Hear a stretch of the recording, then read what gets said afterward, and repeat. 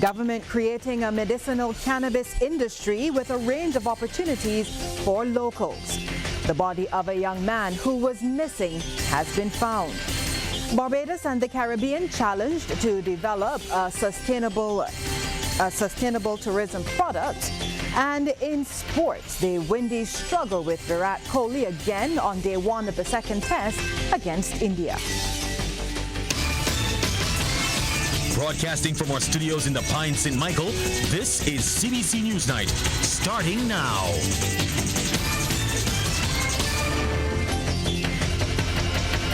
Very good evening to you. I'm Lisa Broom. In our top story tonight, Barbados has taken another major step towards establishing a medicinal cannabis industry. Parliament this morning began debate on the Medicinal Cannabis Industry Bill 2019, which is intended to be the governing legislative framework. Now, during the debate, we heard that certified training could soon be available for young Barbadians who want to get involved in that industry. This was revealed by Minister of Agriculture Indar Weir. Lorna Jones has more. The government is moving steadily ahead with plans to establish a medicinal cannabis industry. While introducing the Medicinal Cannabis Industry Bill 2019 in the lower house, Minister Weir noted some of the island's educational institutions could soon offer certified training in the area. He says this will open up a range of options for young people to get into the industry. I speak to opportunities that will be available at the Samuel Jackman Prescott Institute, where students who may not necessarily want to go to a university, but would rather take a short vocational training, can be trained at the Samuel Jackman Prescott Institute, where, Mr. Speaker, the TVET Council can also deliver training in CVQs and MVQs, and that, Mr. Speaker, the University of the West Indies can take the lead in providing training. Minister Weir says once the industry is established, Barbados can benefit in a number of ways, including through tourism. Here is a wonderful opportunity for us to be able now to increase what is being offered to our visitors in terms of rehabilitative services through the use of spas and clinics where people can come for treatment. The Agriculture Minister notes while foreign investment is welcomed, the medicinal cannabis industry must be dominated by local ownership. He says his ministry aims to empower and enfranchise all Barbadians through its various agricultural programs. Our Rastafarian brothers and sisters are no different, and that we have already made provision for them to have access to land as well. So that 60 acres of land being made available in Barbados to the Rastafarian community is the first step towards ensuring that they will not be left out of this. The legislation speaks to the establishment of a Barbados Medicinal Cannabis Licensing Authority. The authority will have the duty of setting enforcement procedures, among other things. Enforcement procedures in relation to the inspection of premises, and so therefore those people who have applied, of course, then in the process of due diligence, etc., the premises will be inspected. Minister Weir says government is watching and learning from the progress of St. Vincent and Jamaica as it establishes the local industry. Lorna Jones, CBC News. And just before the morning session was suspended, Leader of Government Business, Education Minister Santia Bradshaw, noted the bill had been sent before a joint select committee for further consideration. The Select Committee, it is intended, will be meeting to discuss the details of the bill and for any input from the public. Membership of that Select Committee from this House of Parliament will be the following persons: the Honourable Member for St. Joseph, the Honourable Member for St. Philip South, Honourable Member for St. Philip West, Honourable Member for St. Philip North, Honourable Member for the City, the Honourable Member for St. James North, and the Honourable Member for St. Michael East. It is intended that 4 persons from the Senate, the other chamber, will also be selected to serve on the committee. Before the debate, there was some opposition to the introduction of the bill in the lower house. Opposition leader Bishop Joseph Atherley called for a delay to allow for further consideration. The nature of this subject matter contemplated with the passage of this bill is such that we need to be able to look at this in better measure. This is about the third or fourth iteration of this same piece of legislation. The fact that the government finds need to make so numerous and rapid changes to the bill in itself suggests the government is not settled in its mind as to what it wants to do with respect to this.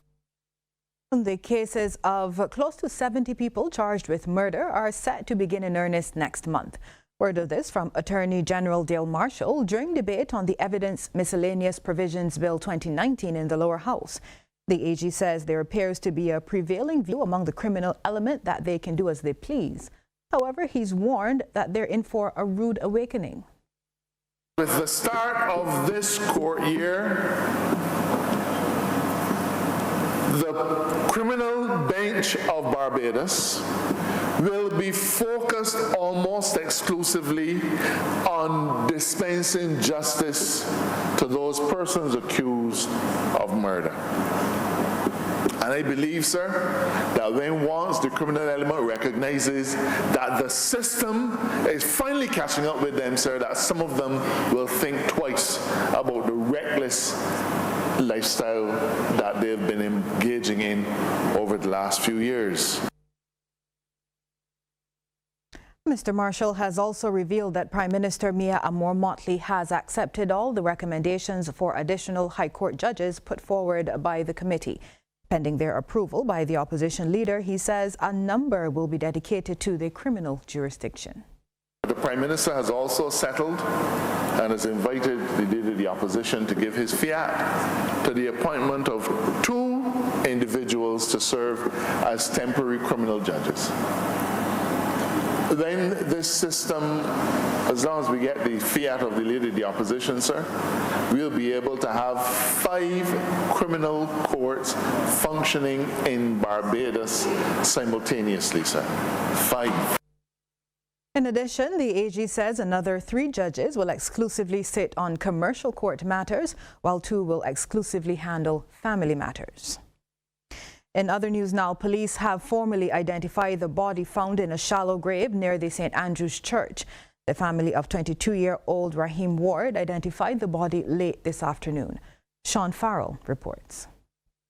The body was discovered early this morning as the search continued for missing man Raheem Ward.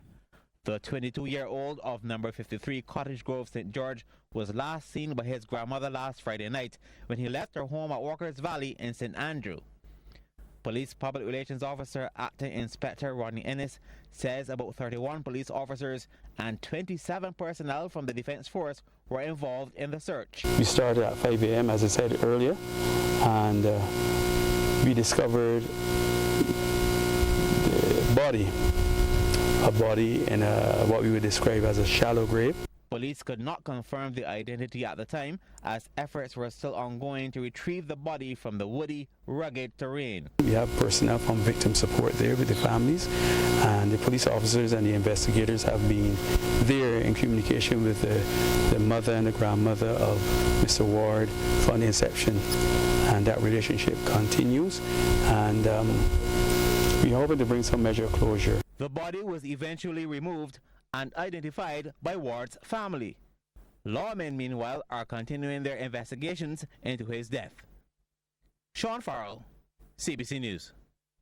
Well, police investigations continue into the discovery and a subsequent seizure of 5 illegal firearms.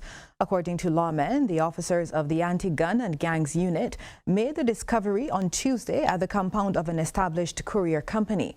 Lawmen say the cargo in which the firearms were discovered had entered the island via the Grantley Adams International Airport.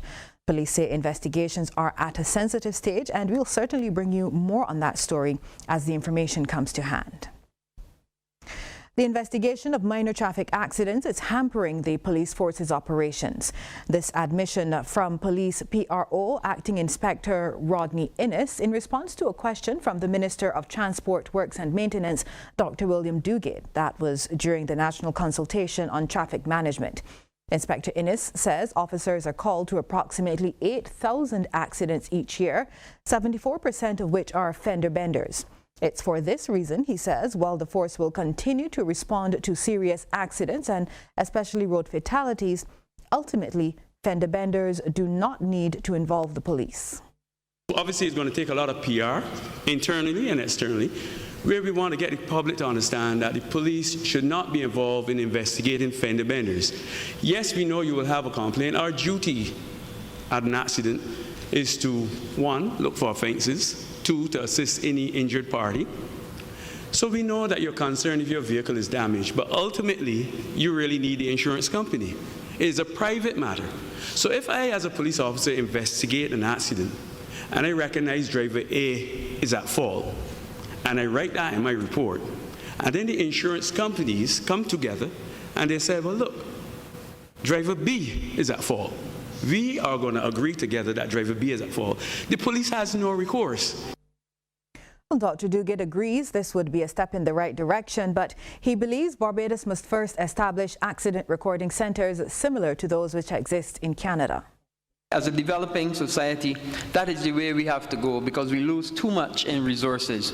But what I didn't hear you say, but I assume that we're going to the point where we actually have recording centers. So it means that you have the fender bender, you take the information, you then go to the recording center, and it's at the recording center away from the traffic that they take your information, check your license, take the pictures, and also the information for the insurance and everything is done at the recording center, and it doesn't clog up the traffic. It works really, really well.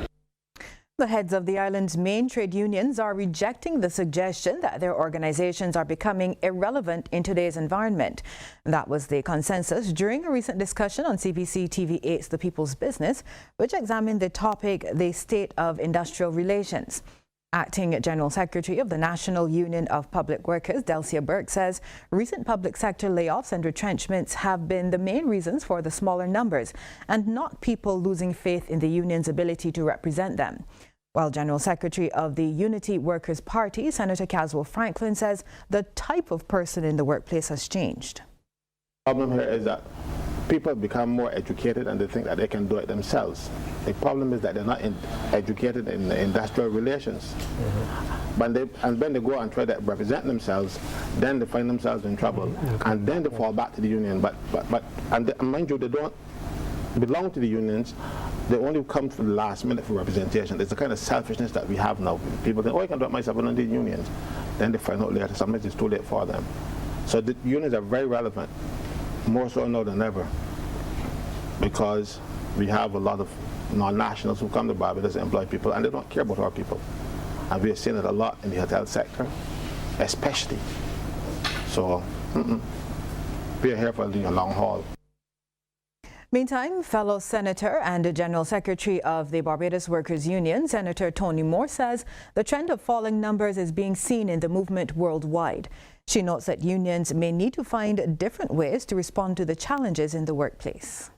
There are some people who recognize the union as being irrelevant because they're being taught to see the union as being irrelevant in our university, for instance. So the question you asked here tonight is the actual focus of industrial relations discussions in our education system. So there are people, therefore, coming up with what Senator Franklin has highlighted, feeling that they can do it on their own because they don't need any Barbados Workers Union or any other union fighting for them. They are trained to handle it on their own. And in related news, the island's largest trade union, the Barbados Workers Union, will hold its 78th annual delegates conference tomorrow. The conference is being held at the union's headquarters Solidarity House at Harmony Hall from 9 in the morning. It's being held under the theme Revive, Re-energize. The conference has 422 registered delegates and 156 observers. Barbados and the Caribbean have been challenged to develop tourism products that are sustainable.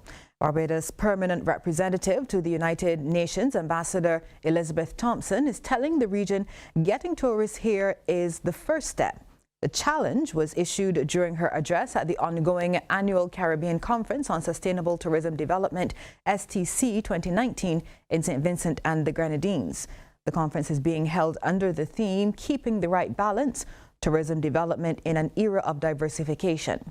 Ambassador Thompson says countries have responded to the demand.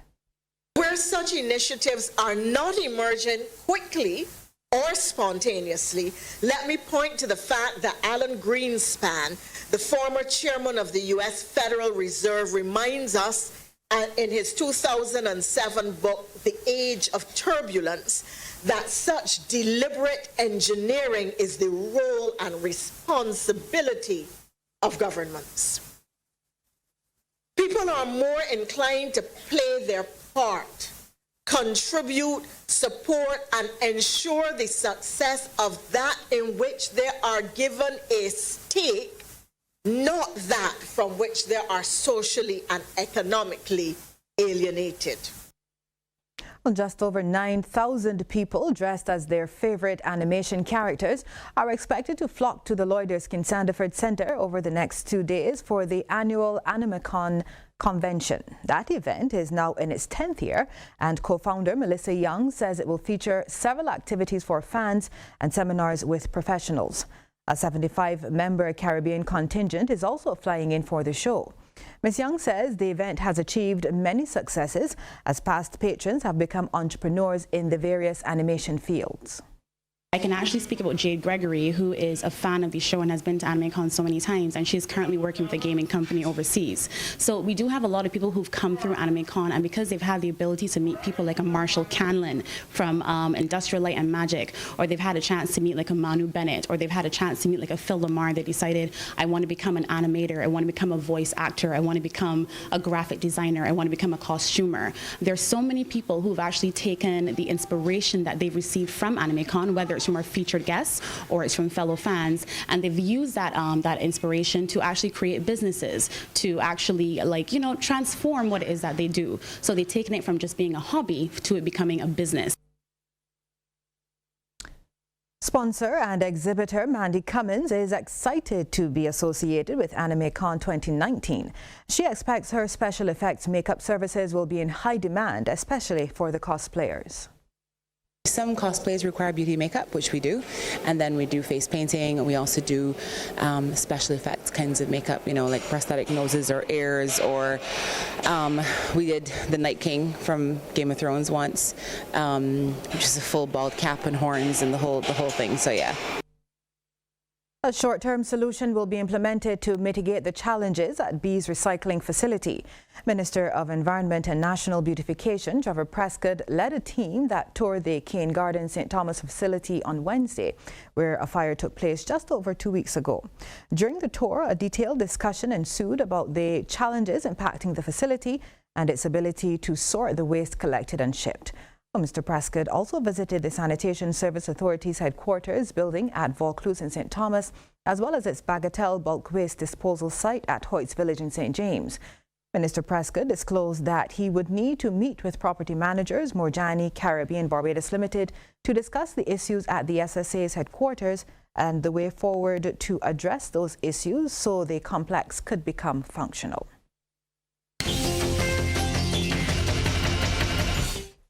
Police in the Bahamas are cracking down on fraudulent schemes and have warned Bahamians involved they will be prosecuted. Several people in recent weeks were arrested and brought before the law courts in connection with financial crimes. We hear more from Eyewitness News. The financial crimes and the anti-corruption branch of the Royal Bahamas Police Force are cracking down on white-collar crime trends. This evidenced in the increase in fraud matters appearing before the courts in recent weeks. The recent illegal activity mainly includes fake marriage schemes, and according to Corporal Jared Turnquest, citizens are being paid to marry other persons, mainly Haitians, in order to use the marriage certificate to obtain status. This is a very dangerous and troubling trend for us, because in order to obtain some of these these documents, whether it be citizenship or work permits. Fraudulent documents are now being used to apply for these benefits.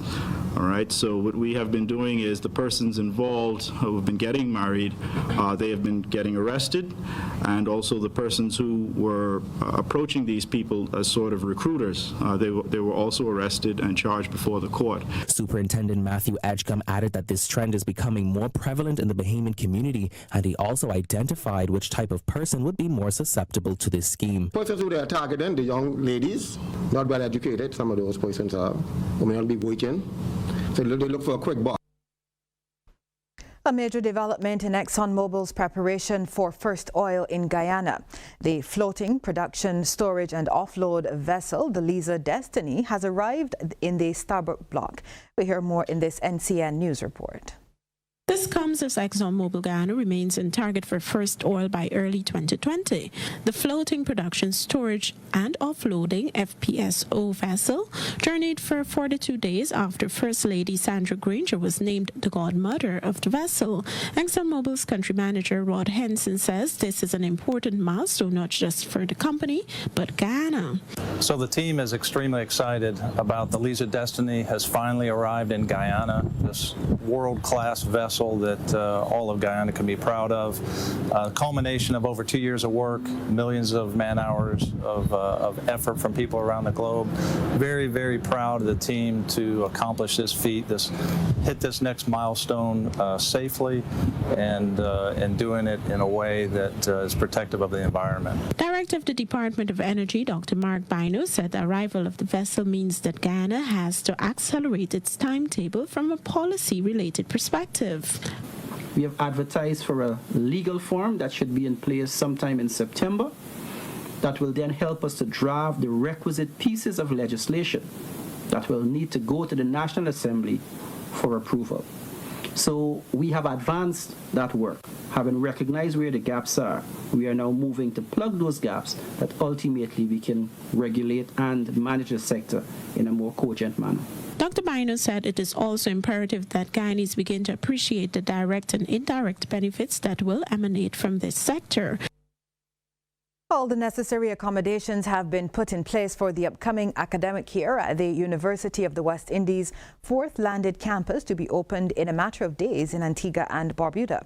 On Tuesday, UWI's Vice-Chancellor, Professor Sir Hilary Beckles, paid a courtesy call to Prime Minister Gaston Brown and later met with senior officials in the Education Ministry as well as other stakeholders. As we hear from ABS Television, officials are upbeat about registration at the new Five Islands campus. Registration to UWI's Five Islands campus has been slow. That's according to Interim Pro-Vice-Chancellor and Principal of the University of the West Indies Five Islands campus, Professor Stafford Griffith. He believes recent weather developments played a major role in the slow start. We have a link to our Barbados Cave Hill campus for this registration process.